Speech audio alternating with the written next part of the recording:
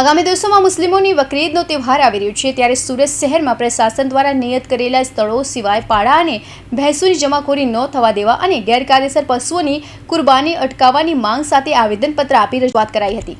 ગુજરાત રાજ્યમાં પાડા અને ભેંસોની ગેરકાયદેસર હત્યા ન થાય તે માટેના કાયદાઓ પણ છે, પરંતુ સુરત શહેરના અમુક વિસ્તારમાં બકરીદના નામે નિર્દોષ ભેંસોને પાડાની કુરબાનીના નામે કતલ કરવામાં આવે છે। બકરીદનો તહેવાર નજીક હોવાથી અમુક પશુ તસ્કરો હાલમાં જ ગેરકાયદેસર પાડા અને ભેંસોનું સંગ્રહ તંત્રની પરમિશન ના હોય તેવી જગ્યાઓ પર કરતા હોય છે, માટે મૂંગા નિર્દોષ પશુઓનો જીવ બચાવવા એ પ્રશાસનનું કામ છે।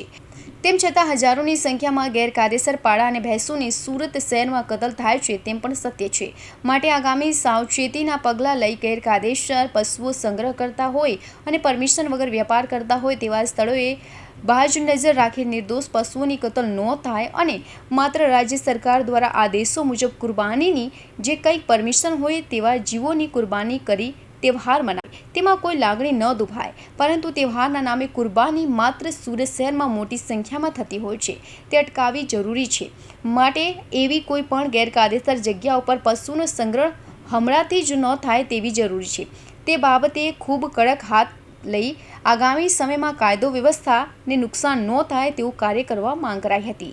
સાથે એમ પણ જણાવાયું હતું કે સુરત શહેરમાં ઘણા બધા સુધારા કરવામાં આવ્યા છે, જેમ કે ટ્રાફિકની સમસ્યા ઉકેલવા માટે સિગ્નલની વ્યવસ્થા, હેલ્મેટનું સંપૂર્ણપણે પાલન કરવામાં આપ ખૂબ સફળ થયું છે।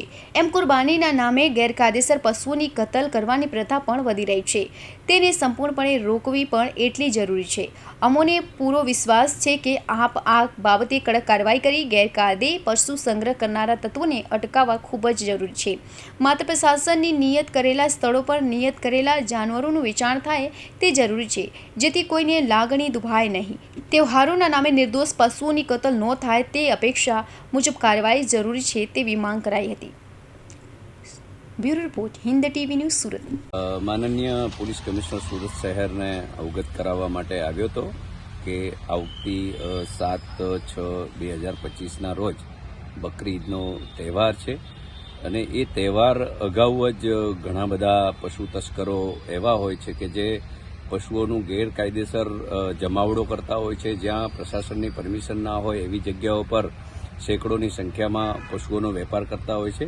તો આવા નિર્દોષ પશુઓનો વેપાર નિયંત્રિત જે કંઈ સરકારી સૂચના હોય એવી જગ્યા પર જ કરવામાં આવે અને ગેરકાયદેસર જેટલી પણ જગ્યાએ આવા પશુઓ રાખવામાં આવે એને તત્કાલ છોડાવવા માટે આવે અને ઈદના તહેવારની અંદર જે રીતના કુરબાનીની પ્રથા હોય છે એમાં ગેરકાયદેસર કોઈપણ પશુઓની કુરબાની ન થાય એના માટે આ અટકાવવું જરૂરી છે। રાજ્ય સરકારે આમ પણ ભેંસો અને પાડાની કુરબાની ગુજરાત રાજ્યની અંદર ન કરી શકે એવા નિયમો પણ બનાવ્યા છે। તેમ છતાં સુરત શહેરની અંદર ક્યાંક ને ક્યાંક આવી ગેરકાયદેસર પશુઓની કુરબાનીઓ આપવામાં આવે છે, તો એનો સખત વિરોધ છે અને એ બાબતે માનનીય કમિશનર શ્રી ઘટતું કરી અને આવી જેટલી પણ જગ્યાઓ છે એ જે ગેરકાયદેસર વેચાણ કરતા હોય તેને અટકાવવામાં આવે અને કાયદો અને વ્યવસ્થા સચવાય અને કોઈની લાગણી ના દુભાય એના પ્રયત્નો કરવામાં આવે।